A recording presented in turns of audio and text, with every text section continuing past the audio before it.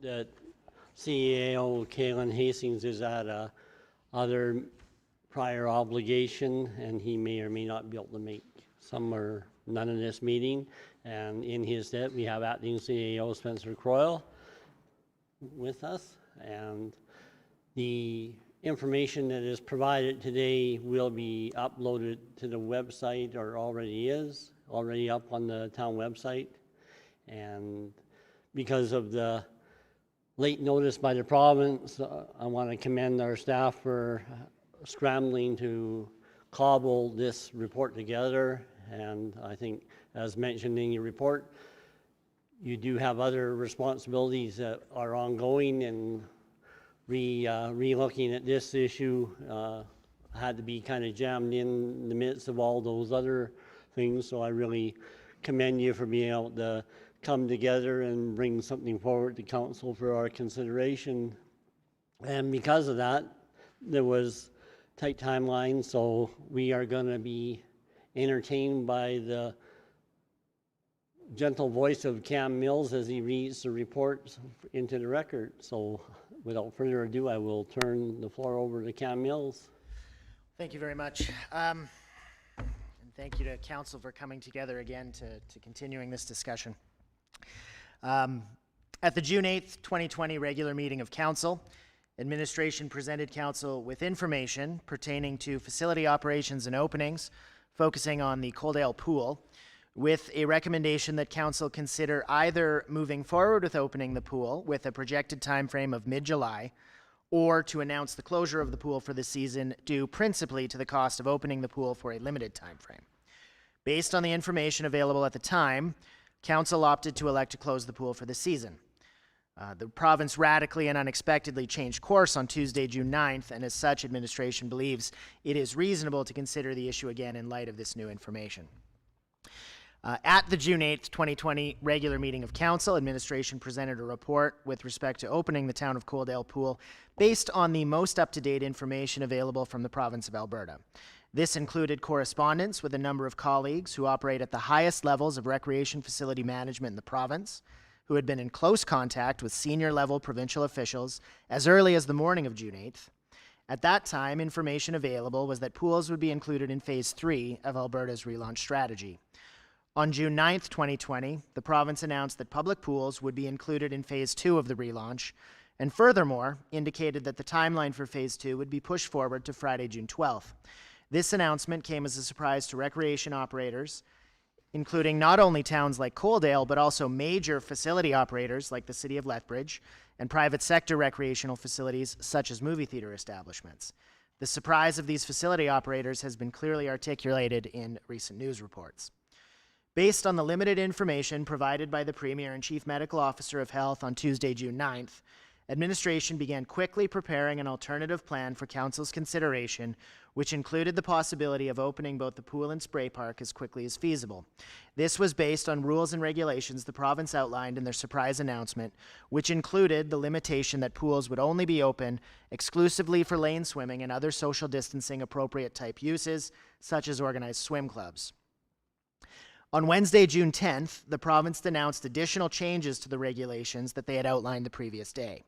This included a major change that pool facilities would now be open for general public use, such as public swims, with the caveat that the 2-meter social distancing requirement would remain in place.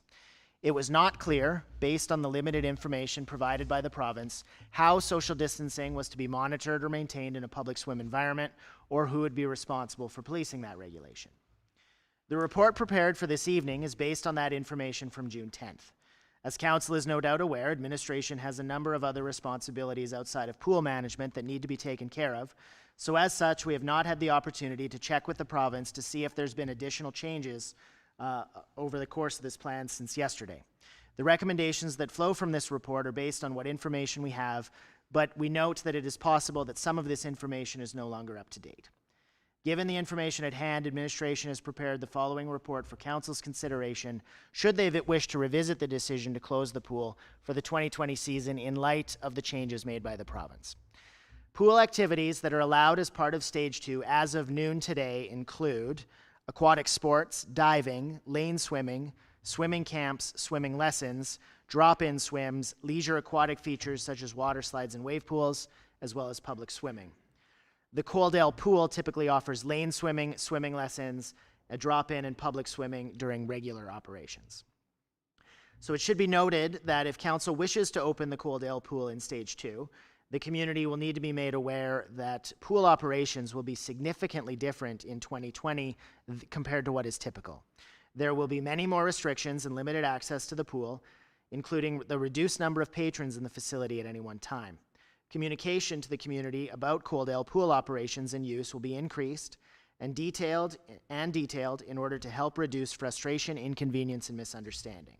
Furthermore, given the uncertainty associated with the province's regulations, and in particular, the lack of consideration provided for advanced communication of those regulations, council must acknowledge the need for administration to adjust and improvise as we progress through this ordeal.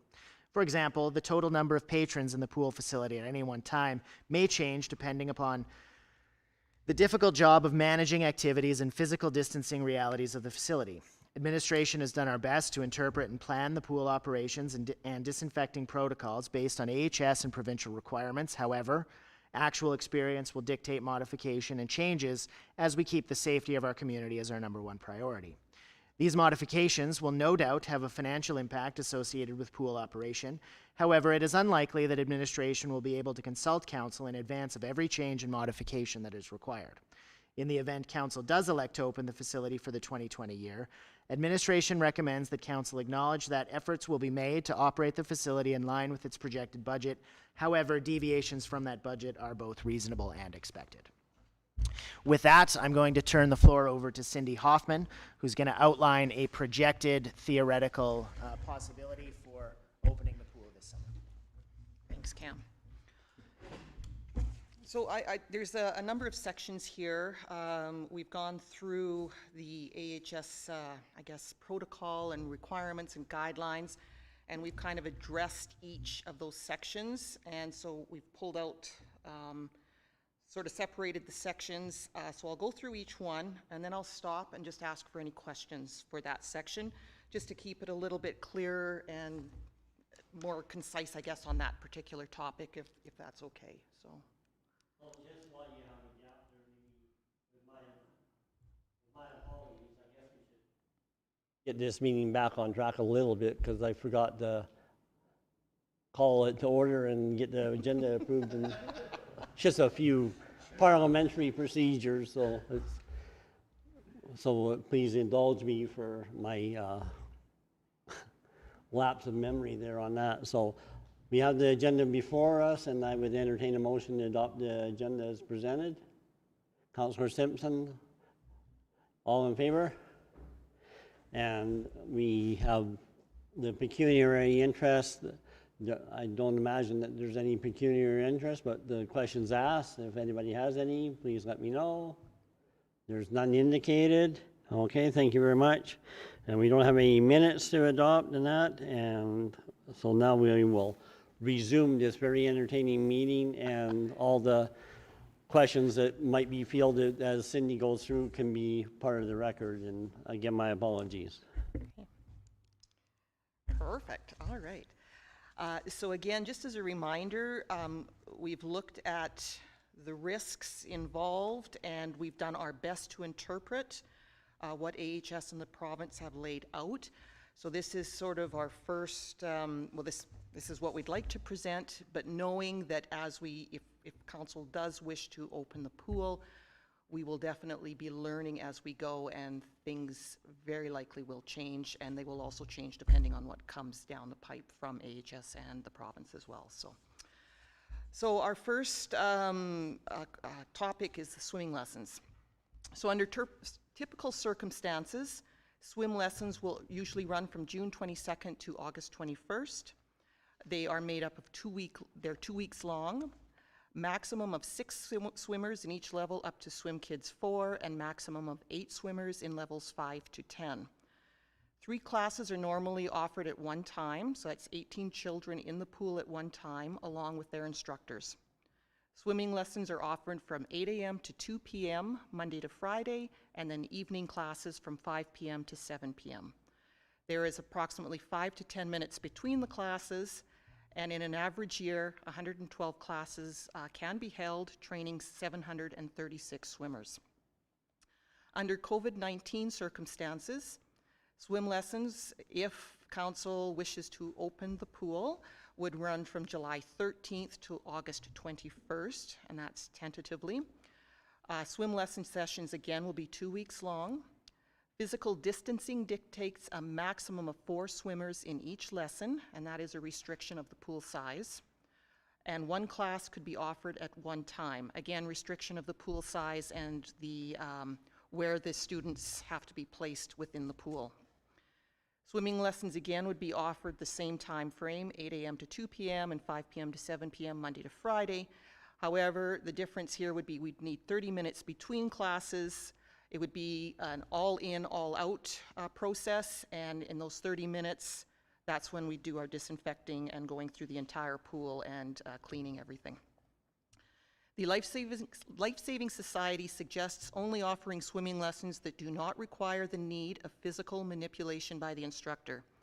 Levels up to and including Swim Kids 4 require the instructor to be in close proximity to the swimmer, meaning physical distancing cannot be maintained.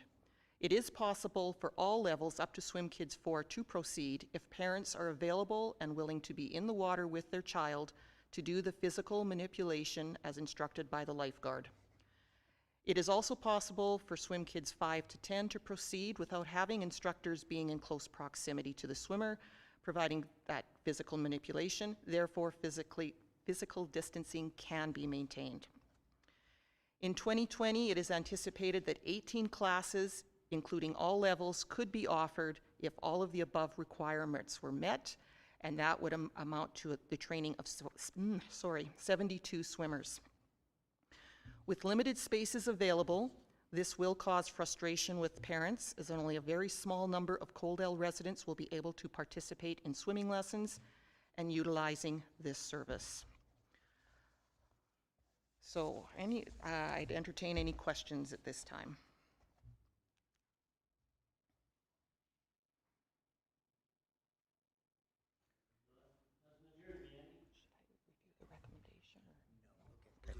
Okay. Lane swimming. To ensure physical distancing is maintained as required by AHS, the maximum number of lane swimmers in the pool at any one time would be 6. We're proposing 1-hour blocks of time for each group of 6 lane swimmers.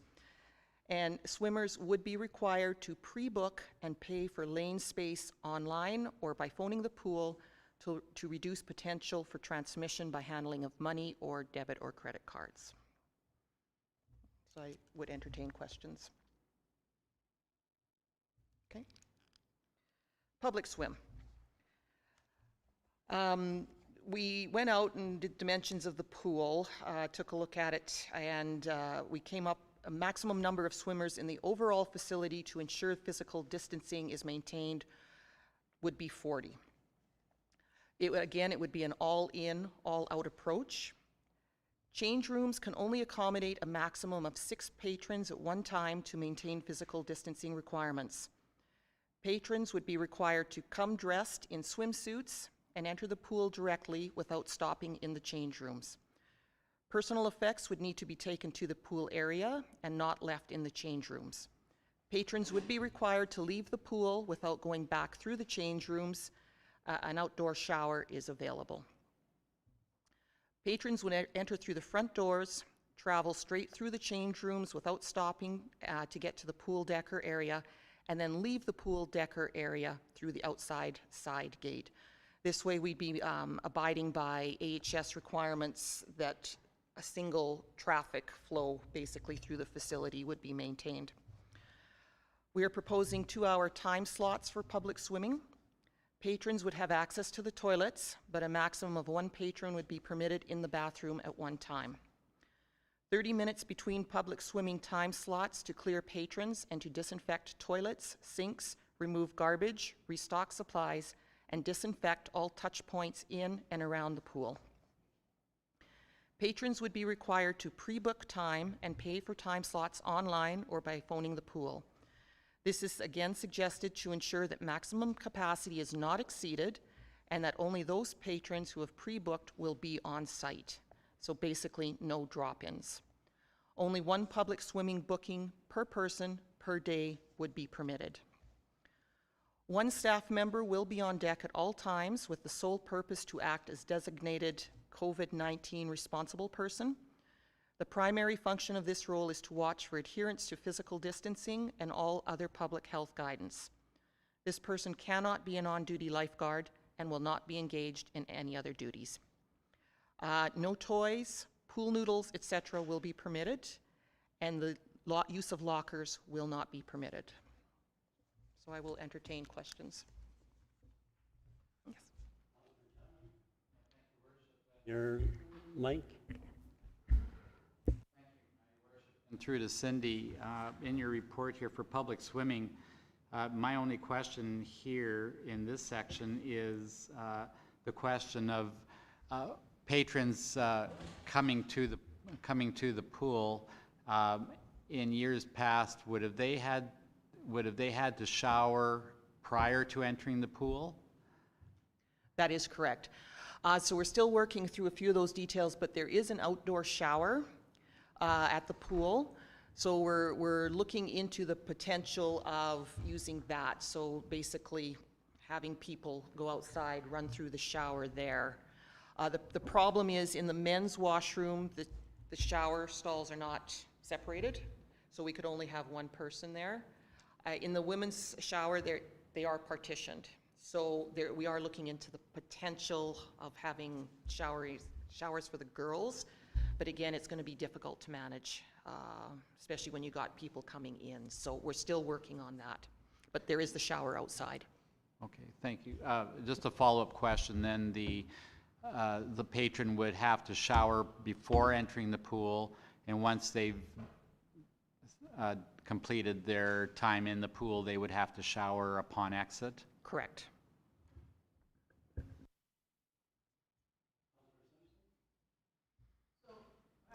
Thank you, Your Worship. So for the one staff that would be COVID-19 responsible person, so they would be monitoring the bathrooms and the outside space, correct? But not inside the pool.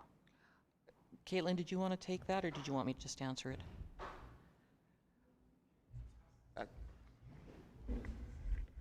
Yeah, staffing, we're getting to the staffing section, but currently that COVID-19 person on the deck, that is what that's what they would be doing. We'd have a lifeguard, because with 40 people, one lifeguard is required, and then we'd have two other staff members who would be monitoring the change rooms, children going into the washrooms, exiting, that sort of thing. So we'd have 4 staff basically out and about on the deck, but doing different duties. So for that, with a pool, it's very hard to self-distance people, and especially children. I think it's going to be a very, very hard thing to do. Plus, you're going to have families, but it's going to be very hard for the lifeguard to know whose parent is that or brother is that, or, you know, so how do you see that unfolding? That's a really good question, Councillor Simpson. That's something we're still working through, and we're hoping to get guidance from AHS and the province before we open. The other thing we are going to be doing this week has been just hectic with other communities and their pools. So we've tried calling a few to see what they're doing, and everybody is about where we are. So next week we're planning on contacting other pool recreation facilities to see if they've got any thoughts and ideas. So we'll be sharing some thoughts. But at this point, yeah, you're absolutely right. Kids are going to be happy and excited and having so much fun that they're going to quickly forget about it, and that's going to be a challenge. Councillor Home? Given that we can only have 40 swimmers in at a time, we're going to have 2-hour time slots, are we going to set up something where a person can only book 1 time slot a day? Yes, To ensure that we get as many people being able to enjoy it? Because I know some that are more technology savvy than others would be really good at making sure their kid had 8 or 10 hours in there, and others may not have that opportunity. Yeah,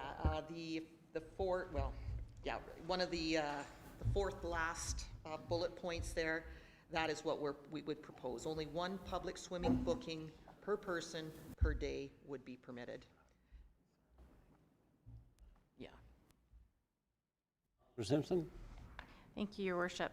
So also with that, what happens if I go online and I book my kids in every day, but then my kids only show up half the time? Will there be a regulation? Because that's stopping other people from enjoying the pool. So if they miss 2 or 3, they're out kind of deal? So to speak to that, the idea is that you pre-book for public swimming and you prepay for public swimming. So I suppose theoretically, if people paid for multiple slots and then didn't use them, that would just mean that there's 36 people in the pool in that time slot. Certainly it'd be frowned upon, but I don't think it's something we'd have the capacity to address necessarily. I mean, you know, and frankly, we're also, we want you to not come if you get the sniffles, right? Or things like that. So we don't want to necessarily discourage people from making those decisions, but if we noticed a significant problem behavior, we could probably address it, but I don't think we'd have the capacity to actively monitor that sort of thing. Well, the question I'd have is that, does the province have a standard declaration that we have to post at the door that would sort of set out the liabilities of people are accepting if they do notion of going public swimming in a COVID-19 reality? And Yeah, thank you. Yeah, there's a number of posters that they are providing and information that they are providing. So the pool will be posted, definitely. And as I mentioned in what Cam had spoken to earlier, I think communication is going to be huge, and we're going to just be Facebook, website, anything we can to get out all of the information so that everybody is informed, and do it often, just so that people are aware. And like I say, then we'll definitely be posted at the pool too. If I may, if the decision is to go ahead with something like this, we might even consider something that, you know, like a pamphlet that's direct mail to every residence, just to make sure that everyone gets it, because there's going to be a lot of confusion about some of the messaging associated with this. We need to make sure that people understand that this is what open means, right? It's different than it has been in the past. So, yeah, we would take significant steps from a communication standpoint to get that message out. so then walk me through what it looks like when a patron comes to the pool. Will there be a person there doing some preliminary screening, asking whatever standard health questions, or, you know, are they presenting symptoms and whatever? Yeah, so Caitlin and I have kind of walked through this. So what we would be doing is every shift we would actually have the requirement from AHS, and AHS is to have one COVID responsible person. We're going to have 2 is what the plan is right now. So one would be out on the deck ready. The second person would be basically the greeter, meeting the people. So we definitely have the little footprints or something outside. The people would line up. We'd have the registration from the bookings. This person would go through, check them off, ask the questions. Have you been out of the country? We're also getting a temperature monitor as well. So we've got plans to use that. We do have a plan in case somebody is just overheated. We've got a isolation spot picked out already that person could sit down in and cool off a little bit, redo their temperatures. So yeah, so we'd be checking off, asking the questions. At that time, they'd also be visually watching the patrons coming in for any symptoms as well. So we would be taking every precaution we can to make sure that we're not giving entry to somebody who may be sick. So. Thank you, Your Worship. The other question, so when these 40 people are standing outside waiting to come in, are we going to have the appropriate amount of shade for them standing there? Because they'll probably come a little bit early. You would think that 10, 15, and if it's a 30-plus day, I just want to make sure that they're not going to overheat, and then it's going to even cause more of a problem. Yeah, that's a very good point. To be honest, we hadn't thought of that.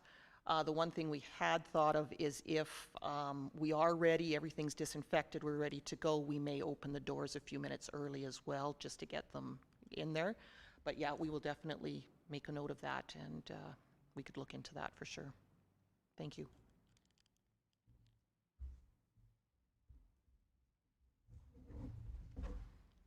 Any other questions? Oh, yeah. Thank you, Worship. So if you take temperatures, who is taking the temperature? What's their training to take the temperatures? How is that interpreted? And who is it relayed to? Like, is it putting the town in a liability medically if we're doing something like this? Clayton, did you have any comments on that?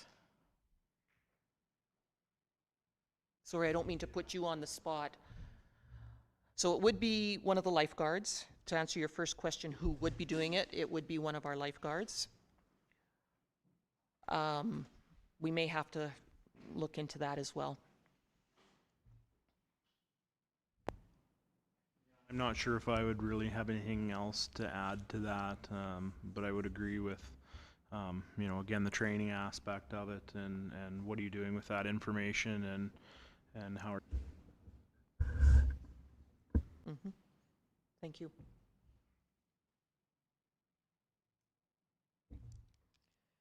Okay, the next section is staffing requirements and this estimate.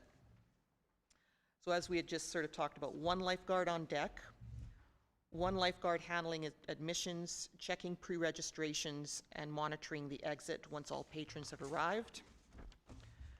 2 lifeguards as the COVID-19 responsible persons to ensure physical distancing, 1 outside at the beginning of each time slot to ensure physical distancing and to screen patrons to ensure they do not exhibit COVID-19 symptoms by asking the questions and potentially prohibiting entry if anyone is exhibiting symptoms, and then monitoring the exit afterwards.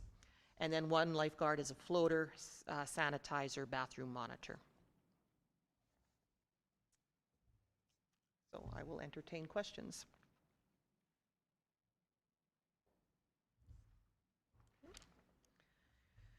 So general requirements to open the pool. So a physical barrier to separate the front desk attendant and the patrons is one of the requirements, and that is in place. Online booking and payments. We will be using RecDesk. The capability is there. We just need to set it up now, so we'd be working on that.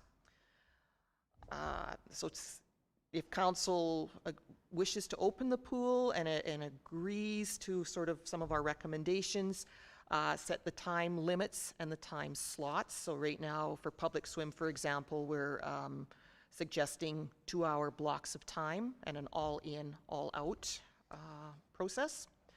Set the maximum capacity, so that has been done.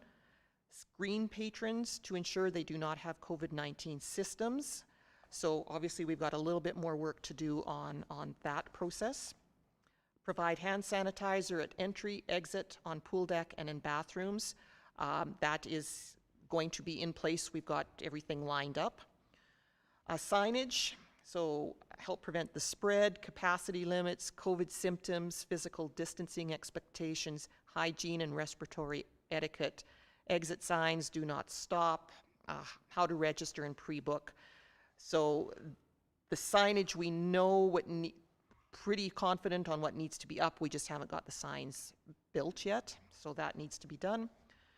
One of the other requirements by AHS is provide an isolation location if needed, so that has been identified. Contact tracing information, we do have that through registrations and the bookings, so that place, and that is required to be kept for 2 weeks, and then it will be destroyed.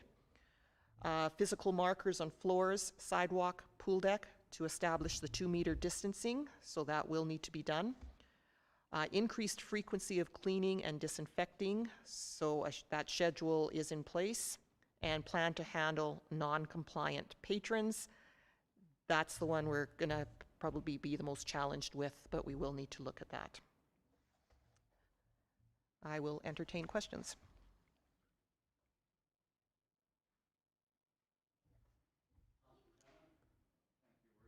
just maybe on this matter here, if you have to turn a patron away for whatever reason and they've pre-booked,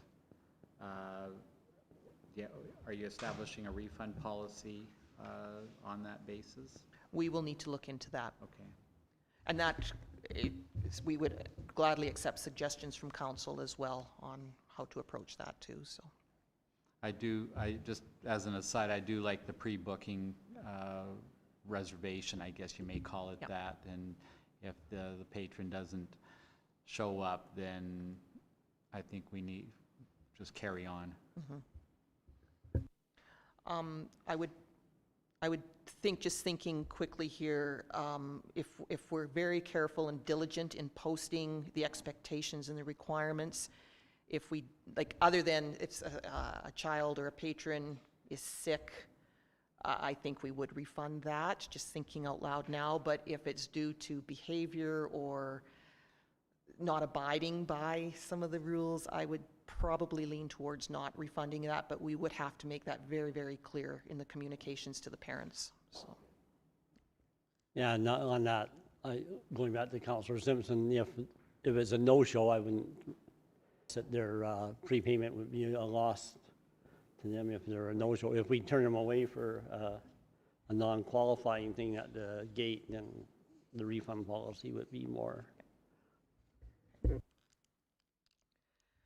All right, the next section is fees. So in 2019, the rates were as follows. Single admission youth, $425, single admission adult, I apologize, that would be the 2020 rates. I apologize for that. Oh, sorry, okay. Single admission youth, $425, single admission adult, $525, single admission senior, $475. The 10-time punch for youth, $33, 10-time punch for adults, $44, 10-time punch for seniors, $38. Season youth pass, $66, season adult pass, $90, season senior pass, $71. Managing the use of passes through our online booking system is not available at this time. The online booking system and tracking pass usage are not connected in our booking system and would require manual handling and tracking at time of arrival at the pool. This will result in delays admitting patrons as passes are checked and also while verifying presenter. In short, the check-in process will be complicated. I will entertain questions. Yeah, thank you, Worship. Just on those fees, you bring into question, for my question about seniors, and if you have a definition of a senior, and I would be interested in what Alberta Health Services interpretation of seniors, not to disenfranchise them, but just for compliance and application for this type of recreational event, whether, you know, what their definition of senior would be. What we've used in the past up until now is 65 plus, if that's what you're referring to. Yeah. Okay. So I think that you know, being a keener, I read ahead in your report, and it seems that item 5 kind of deals with the complexity of the passes and the punch cards and whatnot. So if council adopts the $3 fee, then that eliminates that. But I guess I go back, Councilor Chapman gave me a, when, like, I'm not an expert on COVID, that says the hard because it's daily, but there seems to be a lot of discussion out there that children are necessarily maybe not as to it versus more risk, you know, elderly people and that. So is there a thought that, you know, I was wondering if that presents a problem if you have, you know, a public swim and you have quite a diverse population in there with that, are the elderly people taking an inordinate amount of risk by joining in, or, you know, is there thoughts or work around how you deal with that. Certainly a fair statement. I think it's clear at this point through our, analysis of COVID that this is certainly something that's impacting, our senior population more significantly. I think realistically, from respect to this type of operation, we have to let people manage their own risk to a certain extent. So while I might personally frown on the idea of someone in their 80s, going to a public swim, I also don't think that the town of Coaldale is in a position to, make those judgments and sort of ID people at the door. We got to sort of hope people make the right decisions and do what they should be doing, right? I agree with that, and, the thread that I see here is that if we do allow this activity, hopefully the patrons that go there understand that, there is a amount of risk that, that they're taking on with the unknowns that COVID presents, and that hopefully they use the good discretion and whatnot to be safe and healthy going into this. It's all well and fine to have a lot of fun, but I hate to think that people will enjoy themselves and then regret it later, kind of thing. But yeah, thank you, Mayor. That's actually a really good point, and that is definitely something we will include in the communication, is that there will be patrons of all age levels during public swim, just to make sure people are completely aware of, what so that they can make an informed decision, basically. Okay. Okay, spray park and tot lot. And administration does not anticipate significant challenges associated with operating the spray park, provided AHS approval is received. So any of our water, the spray park, the pools, AHS does need to come out, inspect the facility, test the water, and then give written approval. So Terry just let us know that as of today, the spray park is operational. Its water's in it, it is in running. So we do not anticipate any issues with operating that facility this summer.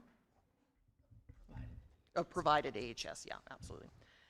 The tot lot can accommodate 6 patrons at one time to ensure physical distancing. Managing this facility will be very difficult, as it is very popular and we expect high usage. At this time, we do not have a plan in place on how to effectively and efficiently manage social distancing in this environment, which is particularly challenging given the young age of the average user. Thank you. And in addition to that, and this is not spray park specific, but just to speak to the operational reality of opening a facility like a pool, it should be noted that fundamentally all municipalities are now engaging in this exercise at the same time with respect to opening their facilities. They're making efforts to hire staff, completing training, and at the same time they're needing compliance inspections from Alberta Health Services. So our discussions with provincial officials to date have generally indicated they would likewise not aware of these changes until they learned from them at the same time as we did on Tuesday. And there is going to be some difficulty associated with accommodating what is fundamentally now a sudden rush associated with every facility simultaneously requiring review. There's also a possibility that the staff that are normally responsible for these type of inspections may have been allocated to other activities. They may have been laid off, like we don't know. So we're going to endeavor to work with Alberta Health Services to try to get all of these inspections as quickly as possible, but we can provide absolutely no information to council at this point with respect to how long that's going to take, associated with both the pool opening and the spray park and the tot lot and everything else. So we've also brought Clayton here as well. Clayton Rutberg is going to provide council with a report just from an emergency management perspective with respect to the information that's been provided here today. Really, my part's brief compared to that. Just wanted to touch a little bit on the aspects that we've been helping with, trying to interpret a lot of the guidelines that have come out surrounding the pool and spray park to provide Cindy and Spencer's team there with a lot of that advice and interpreting those technical guidelines so that we can attempt to meet those guidelines as best as possible as we go through with the process. Really, again, the guidelines change or have been changing quite frequently, so it's been a little bit to try and keep up with those to ensure that we would be following them should we be proceeding with that as well. But really that's been our role in that, is ensuring that we meet those guidelines and we follow them as best as we can to make things functional. So before we move into more general discussion, I just wanted to highlight a little bit how these recommendations are structured. Typically in our reports, I try to avoid having a recommendation that is 2 pages long, but this is a bit of a complicated matter. So just to explain how this works, what we've provided council are recommendations that allow for council to consider opening the pool or closing the pool, and or opening the spray park, and or opening the tot lot. So for example, if council wanted to move in a direction of opening the pool, opening the spray park, and opening the tot lot, we would ask that you consider recommendations 1, 2, 3, 4, 5, 7, and 8, for example. Nice and simple, right? Just to go over what we're talking about here with respect to these recommendations, if council decides to move in a direction of opening the pool, our recommendation is as follows. First of all, that council direct that swimming lessons not be offered in 2020 due to physical distancing issues associated with the lack of capacity. So we did outline in our report some discussion of swimming lessons. However, it is our belief, and correct me if my numbers are wrong, we're talking about, for public swimming, for example, having 40 people at a time utilize the facility. Our maximum capacity, I believe, in a typical summer day is somewhere in the range of 800. So we're going to severely be contracting the supply of pool availability. So to take some of that supply of availability and to close it to everyone else to allow 4 people to take swimming lessons seems like it's a little bit much given the amount of demand we expect, and I understand it's going to be a hot summer. So our recommendation with respect to swimming lessons is simply not to offer them. Second, that council approve the following general schedule for the pool, understanding that this may need to be adjusted as necessary. Provided some information for Mondays and Fridays, as well as Saturdays, Sundays, and holidays. What should be highlighted here is suggesting for Saturdays, Sundays, and holidays, we're suggesting 1 hour private pool rentals in the evenings on those days might be something that would accommodate larger groups who wish to have the pool at those times. Third, that council direct administration to endeavor to open the pool by Monday, June 29th, recognizing that there is significant uncertainty that could delay this planned opening date. June 29th is a Monday. We would look at that if we can get sort of, if everything goes perfectly from a hiring and training standpoint, potentially a soft opening type of concept, which would allow us to be up and running for Canada Day, which was, of course, would be a wonderful thing to happen if that could occur. Fourth, that council recognize that due to COVID-19 related restrictions and in order to maintain reasonable limits on maximum facility capacity, drop-in use of the pool will not be permitted. So we won't be taking people at the door. We need everyone to book in advance. And fifth, that council direct administration to provide for a flat per use fee of $3 to be applied in order to reduce complexity associated with tracking and operating the facility for the, should say, 2020 season. Feels like this year's already gone on for a full year. So what is more important to administration with this recommendation is the concept of a flat single fee rather than $3. It can be whatever it's going to be. There are so many moving parts and so much complexity associated with this operation that having a fee schedule that we have to navigate seems like just an additional challenge that probably doesn't need to be.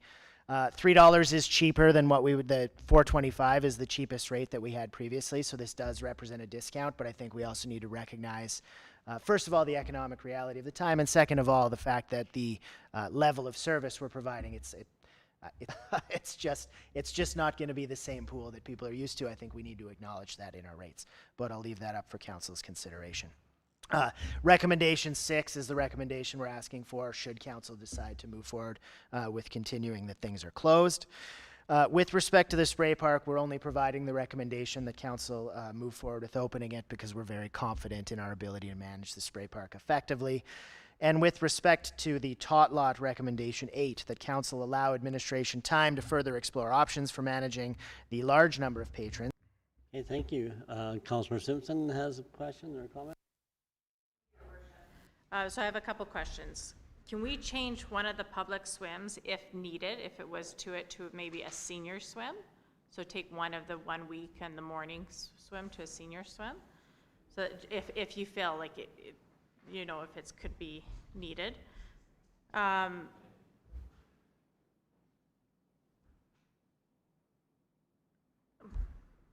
Also, I can't remember my second question. I'll figure it out and let you guys know what it is. Well, along those lines, I was thinking that, you know, do we necessarily, I like to give you guys latitude with the schedule a little bit, because you might find that, you know, I wonder about the lane swim, if that's a real good allocation of time too, right? Because there's less people, and whether or not 2 hours is, you know, when we're trying to maybe accommodate a whole bunch of people, should it be only an hour and a half? But I guess those questions are only going to really be brought to the light of day as you open the pool and see what the demand is or whatnot. So I think that if we do adopt these guidelines, you know, I think council would recognize that they are kind of guidelines and give latitude for the appropriate change that may be deemed advisable, so that the pool could be offered to the community in the most generous way possible to bring enjoyment to the biggest number of people and whatnot. So if we do that, that'd be one provision that I would kind of think would be underwriting, is that there be some latitude to make some adjustments, in the public, you know, should hope that, you know, administration would be doing that in the spirit of trying to make it a better experience for everybody. Yeah, absolutely. So just lane swim, in a normal year, we'd offer 2 hours, 1 hour in the morning, 1 hour at lunchtime. So this would just be the 1 hour Monday to Friday for lane swim. But absolutely, and thank you, Mayor, because that's exactly sort of, I think we've mentioned that in here. We would appreciate the latitude to make these changes as we go. As I said, we're going to learn from experience as we go. We may find that 40 kids in the pool, even for public swim, is going to be either too much or not enough.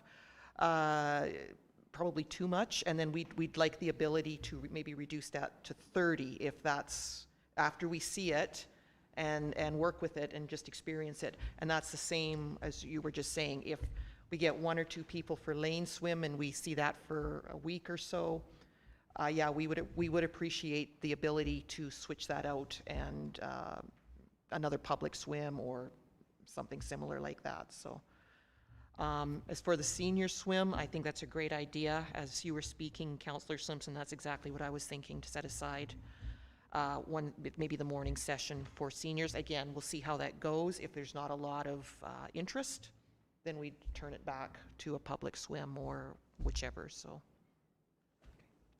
And then just do you have certainty about the staffing? Like at the last meeting, we sort of had a pretty good idea of the number of people that might be available, but, you know, I guess this could all be for naught, that, you know, with the rush to having pools and our decision to keep it closed, and now we're looking at this, you know, have we lost some of the staffing, or are we pretty confident we can have a full staff complement to operate the pool properly?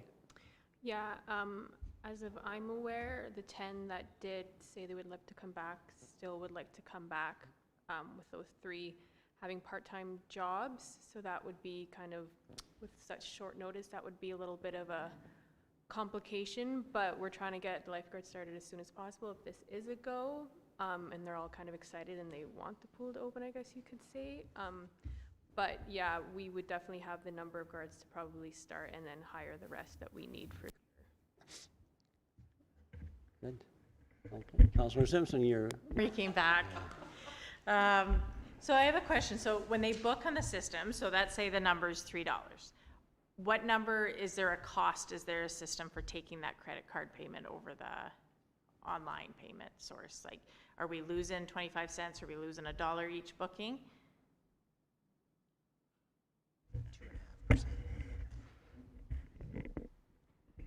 That would be a finance question, because I know we have it set up, but there would be a fee per each transaction, and it would be a matter if they had to pay the fee or if we would eat the costs. So I guess we would have to decide whether they would have to pay an extra, I don't know what it is, or if we want to eat the cost and I guess lose money on that $3 at a time.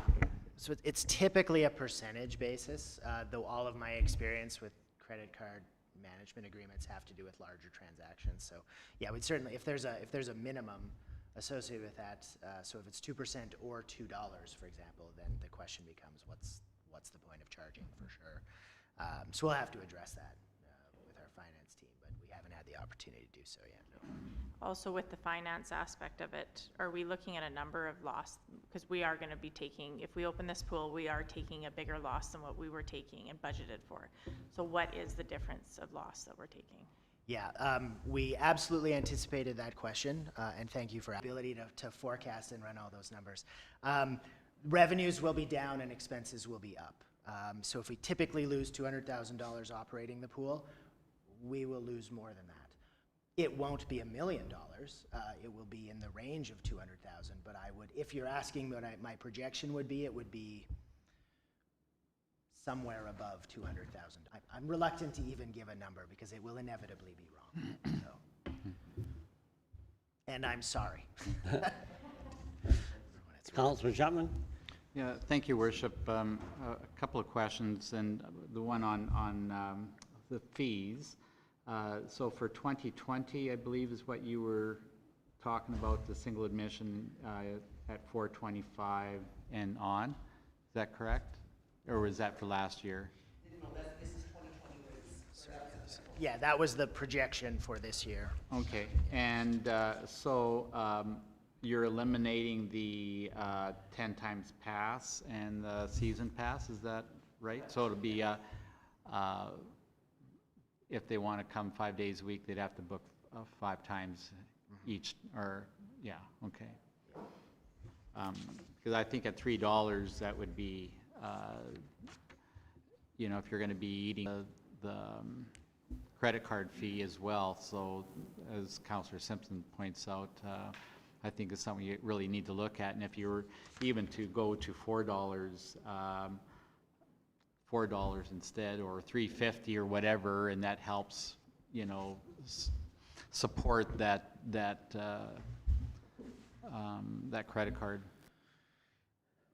Thank you. Yeah, I mean, if the credit card fee is say 2%, it's 6 cents. If there's a minimum charge of say $1, then that's where we start to get in trouble for sure. So. Just a supplemental question, maybe on another note, and that is public messaging, and maybe Clayton could help us, or Cam can help on that. I think what I'm hearing is, obviously, I speaking in favor of opening the pool, and the recommendations here, as you're stating, messaging is really going to be important moving forward. So what we've seen in the last couple of weeks, you know, the amount of people out there in public, and we've seen it all on TV. We now this new stage 2 opening, and you know, restaurants and churches and you know, so many other places are starting to open up. I'm just really concerned that with physical distancing and that you know, people are going to start disbanding their disciplines and just kind of starting to congregate. And I would almost suspect that even our play parks and other facilities of similar usage where families do congregate, they're going to abandon those rules as per se. And so I think what we want to do with our messaging, however you want to do it, because I'm going to leave that up to you folks to really get that messaging out there and to get it right so that the public in Coaldale understand that this is, you know, we're not throwing the book away now. We have to continue with our discipline and our monitoring system, and it would be responsible for all of us together to expect that people will abide. And we're doing our best, and opening the pool is just an example of taking responsibility. So anyway, that's just an aside, and maybe that might be something you might want to work on in the meantime over the next week or two. Thank you, Councillor. To speak to that really quickly, I think the level of frustration in the general public with respect to abiding by the regulations is fairly palpable. I think most of us can feel that. We also understand that these regulations come from a place of trying to protect people and try to maintain public health. We are in a difficult position, no question. Our role in this type of thing is to enforce regulations that are provided to us by our provincial government. We're not in the business of creating these regulations necessarily, so it's a challenge because if people question the regulations and question where they're coming from, we're operating from a position of not having as much information as people might think we have. You know, we're not necessarily getting any more clear, consistent messaging with respect to why each decision is in place or how different decisions are arrived at or that sort of thing. So it's definitely a challenge on our end, but we're going to continue to, try to spread a message in a positive way and try to make sure that people understand the importance of abiding by these regulations. And we're going to do so in such a way that, we try to reach as many people with as much messaging as we can, with as much clarity as is possible, given the situation and the time frame and all the rest of it. I think Spencer wanted to follow up as well. Yes, thank you, Mayor. Just through the Councillor Chapman, and then just backing up a little bit to address Councillor Simpson's question on one of the budgetary aspects of the situation. But as for Councillor Chapman's last question on the concern with how to encourage people to make sure that we're meeting those guidelines the province is setting out, as far as I understand it, and Clayton, correct me if I'm wrong, but in a broader sense, worst case scenario is that if there are enough complaints that are received through our official complaint line, which as far as I understand is Clayton, the province can actually step in and shut down the facility if they so choose. So in a broader sense, it is somewhat of a self-correcting system, as draconian as that may seem. But with the idea being that that could be made clear publicly, the threat is always there that this can be closed down as an enjoyable thing to do in the summer that may help to kind of set the tone in terms of let's all make sure that we get along and we continue to meet the guidelines as best we can, because it can be taken away if we're going to float those to a point where it becomes a major issue from the province's perspective. Does that capture it accurately, Clayton? Yeah, I think so. In that aspect, we would be no different than any other business or any other place that we would have to follow the same rules and could have to close something down similar to anybody else, whether it was a business not following the proper rules. Yeah, I think that's correct, Spencer. Perfect. And then if I may, just one more comment on the budgetary side of things. So, of course, so much of this is a moving target, and we can appreciate the number of questions Council has. The amount of thought and the time put into our recommendations has been significant, even given the short period of time we've had to adapt our processes to present what we have this evening. And one thing to keep in mind on the dollar amount is there's always an opportunity for Council to give a broad direction at this point in time. And then we do have the Council meeting of June 22nd that we can bring back something more detailed, especially on that per user cost as compared to the administrative fee that's tied to a credit card system component of it. So we certainly can do additional work from here forward on some of these components If we are given broad direction that, yes, we're going to be opening, we can definitely come back with a few more checkpoints at the 22nd meeting if we're given guidance that we can open on the 29th. So there is time to massage some of these things and get them more refined. Great, thank you. I see Councillor Avery's in the queue, so go ahead. Thank you, Worship. So speaking in favor of the motion that I made Monday night of closing the facility, I still remain with the same stance. We got to think of public safety and the health of the citizens, not what's politically correct. And if the province is opening up, sometimes things are made politically and for political reasons. It's not for the public safety reasons. I just don't think it's the right time, the right opportunity. Government is opening phase 2 for a reason. They opened up phase 1 for reasons, and it's political. It's being driven politically. So I still can't change my stance from Monday night because I deal within the public safety system. I deal with the COVID virus every day. When you talk about seniors, I've dealt with from 13 to 79-year-olds with positive COVID. So it doesn't pick an age. Most of them are from communal contact. Again, so I just don't think this is the right decision for our town.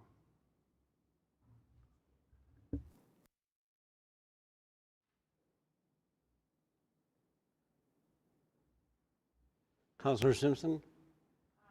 Thank you, Your Worship. So for right now, I would like to make a motion for 1, 2, 3, and 4, and then we can break up the other. There's 5. I think I'll use Spencer's suggestion of them coming back. It was for a price.